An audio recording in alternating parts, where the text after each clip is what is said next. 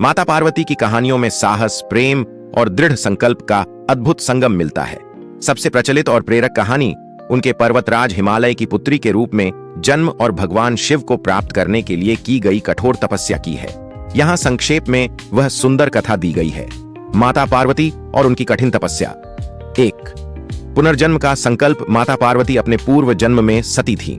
जब सती ने अपने पिता के अपमान के कारण यज्ञ की अग्नि में स्वयं को भस्म कर लिया तो भगवान शिव गहरे वैराग्य में चले गए। सती ने अगले जन्म में हिमालय और मैना की पुत्री के रूप में जन्म लिया, जहां उनका नाम पार्वती, पर्वत की पुत्री, रखा गया। 2. शिव को पाने का निश्चय। बचपन से ही पार्वती का मन शिव की भक्ति में लीन था।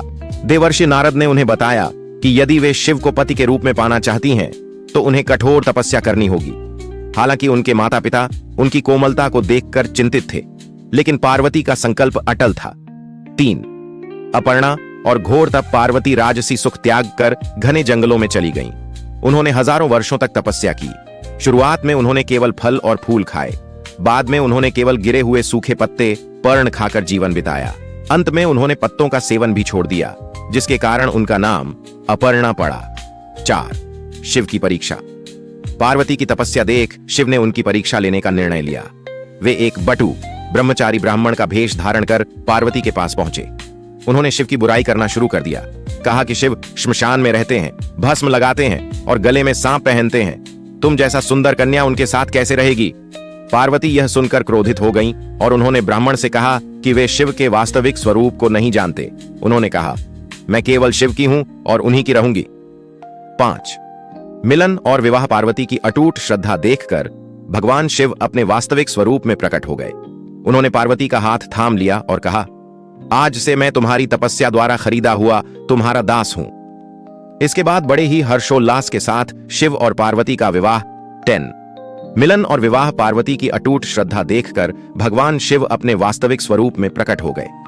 उन्होंने पार्वती का हाथ थाम लिया और कहा, आज से मैं तुम्हारी तपस्या द्वारा खरीदा हुआ तुम्हारा दास हूं।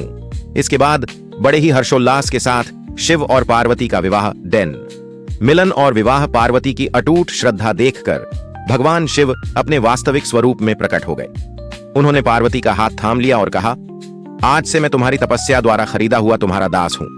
इसके बाद बड़े ही हर्षोल्लास के साथ शिव और पार्वती का विवाह। 10. मिलन और विवाह। पार्वती की अटूट श्रद्धा देखकर भगवान शिव अपने वास्तविक स्वरूप में प्रकट हो गए। उन्होंने पार्वती का हाथ थाम लिया और कहा, आज से मैं तुम्हारी तपस्या द्वारा खरीदा हुआ तुम्हारा दास हूं। इसके बाद बड़े ही हर्षोल्लास के साथ शिव और पार्वती का विवाह। 10. मिलन और विवाह। पार्वती की अटूट श्रद्धा देखकर भगवान शिव अपने वास्तविक स्वरूप में प्रकट हो गए। उन्होंने पार्वती का हाथ थाम लिया और कहा, आज से मैं तुम्हारी तपस्या द्वारा खरीदा हुआ तुम्हारा दास हूं। इसके बाद बड़े ही हर्षोल्लास के साथ शिव और पार्वती का विवाह। 10. मिलन और विवाह। पार्वती की अटूट श्रद्धा देखकर भगवान शिव अपने वास्तविक स्वरूप में प्रकट हो गए। उन्होंने पार्वती का हाथ थाम लिया और कहा, आज से मैं तुम्हारी तपस्या द्वारा खरीदा हुआ तुम्हारा दास हूं। इसके बाद बड़े ही हर्षोल्लास के साथ शिव और पार्वती का विवाह। 10. मिलन और विवाह। पार्वती की अटूट श्रद्धा देखकर भगवान शिव अपने वास्तविक स्वरूप में प्रकट हो गए। उन्होंने पार्वती का हाथ थाम लिया और कहा, आज से मैं तुम्हारी तपस्या द्वारा खरीदा हुआ तुम्हारा दास हूं। इसके बाद बड़े ही हर्षोल्लास के साथ शिव और पार्वती का विवाह। 10. मिलन और विवाह। पार्वती की अटूट श्रद्धा देखकर भगवान शिव अपने वास्तविक स्वरूप में प्रकट हो गए। उन्होंने पार्वती का हाथ थाम लिया और कहा, आज से मैं तुम्हारी तपस्या द्वारा खरीदा हुआ तुम्हारा दास हूं। इसके बाद बड़े ही हर्षोल्लास के साथ शिव और पार्वती का विवाह। 10. मिलन और विवाह। पार्वती की अटूट श्रद्धा देखकर भगवान शिव अपने वास्तविक स्वरूप में प्रकट हो गए। उन्होंने पार्वती का हाथ थाम लिया और कहा, आज से मैं तुम्हारी तपस्या द्वारा खरीदा हुआ तुम्हारा दास हूं। इसके बाद बड़े ही हर्षोल्लास के साथ शिव और पार्वती का विवाह। 10. मिलन और विवाह। पार्वती की अटूट श्रद्धा देखकर भगवान शिव अपने वास्तविक स्वरूप में प्रकट हो गए। उन्होंने पार्वती का हाथ थाम लिया और कहा, आज से मैं तुम्हारी तपस्या द्वारा खरीदा हुआ तुम्हारा दास हूं। इसके बाद बड़े ही हर्षोल्लास के साथ शिव और पार्वती का विवाह। 10.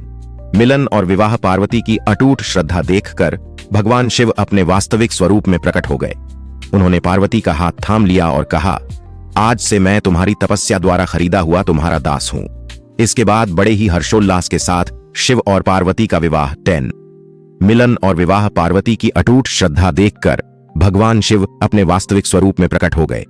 उन्होंने पार्वती का हाथ थाम लिया और कहा, आज से मैं तुम्हारी तपस्या द्वारा खरीदा हुआ तुम्हारा दास हूं। इसके बाद बड़े ही हर्षोल्लास के साथ शिव और पार्वती का विवाह मिलन और विवाह पार्वती की अटूट श्रद्धा देखकर भगवान शिव अपने वास्तविक स्वरूप में प्रकट हो गए। उन्होंने पार्वती का हाथ थाम लिया और कहा, आज से मैं तुम्हारी तपस्या द्वारा खरीदा हुआ तुम्हारा दास हूं। इसके बाद बड़े ही हर्षोल्लास के साथ शिव और पार्वती का विवाह मिलन और विवाह पार्वती की अटूट श्रद्धा देखकर भगवान शिव अपने वास्तविक स्वरूप में प्रकट हो गए। उन्होंने पार्वती का हाथ थाम लिया और कहा, आज से मैं तुम्हारी तपस्या द्वारा खरीदा हुआ तुम्हारा दास हूं। इसके बाद बड़े ही हर्षोल्लास के साथ शिव और पार्वती का विवाह मिलन और विवाह पार्वती की अटूट श्रद्धा देखकर भगवान शिव अपने वास्तविक स्वरूप में प्रकट हो गए। उन्होंने पार्वती का हाथ थाम लिया और कहा, आज से मैं तुम्हारी तपस्या द्वारा खरीदा हुआ तुम्हारा दास हूं। इसके बाद बड़े ही हर्षोल्लास के साथ शिव और पार्वती का विवाह मिलन और विवाह पार्वती की अटूट श्रद्धा देखकर भगवान शिव अपने वास्तविक स्वरूप में प्रकट हो गए।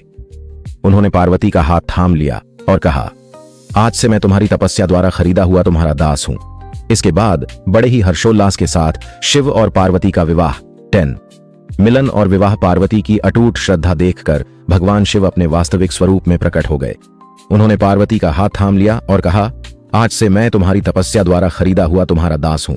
इसके बाद बड़े ही हर्षोल्लास के साथ शिव और पार्वती का विवाह मिलन और विवाह पार्वती की अटूट श्रद्धा देखकर भगवान शिव अपने हुआ। सीख। माता पार्वती की यह कहानी हमें सिखाती है कि यदि हमारा संकल्प सच्चा हो और हम धैर्य के साथ प्रयास करें तो हम असंभव को भी संभव बना सकते हैं। क्या आप माता पार्वती के किसी विशेष रूप जैसे मां दुर्गा या मां काली की कहानी सुनना चाहेंगे?